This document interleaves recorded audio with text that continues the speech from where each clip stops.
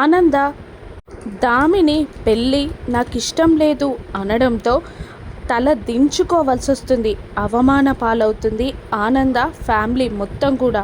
ఆ ఊరి పెద్ద తప్పు జరిగినందుకు శిక్షని చెప్పగా ఆనంద ఆ శిక్ష అనుభవించడానికి ఒప్పుకుంటుంది.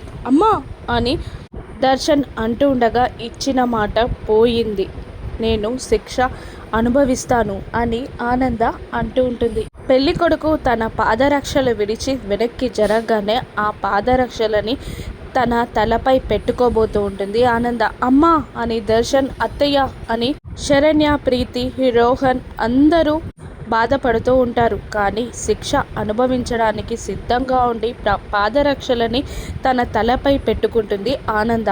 అంతేకాకుండా పెళ్లి కొడుకు అమ్మగారి దగ్గరికి వెళ్ళి కాళ్ళని పట్టుకొని క్షమాపణ చెప్తుంది ఆనంద.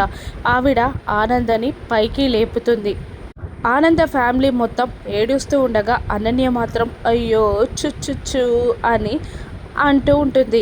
ఇక ఆనంద స్టేజ్పై నిలబడగా ఒక వ్యక్తి కొరడాతో ఆనందని కొడుతూ ఉంటాడు. ఒక్కొక్క దెబ్బ ఆనందపై పడుతూ ఉండగా ఆ నొప్పికి భరించలేక ఆనంద కళ్ళు మూసుకుంటూ ఉండగా పిన్ని అని దామిని, అమ్మా అని దర్శన్, అత్తయ్య అని శరణ్య అందరూ ఏడుస్తూ ఉంటారు.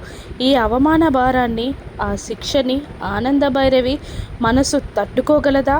అనన్య కుట్రని బయట పెట్టగలదా? సుందరానికి దామినికి పెళ్లి జరిపిస్తుందా ఆనంద? రాను ఎపిసోడ్స్లో చూద్దాం. Thank you for watching.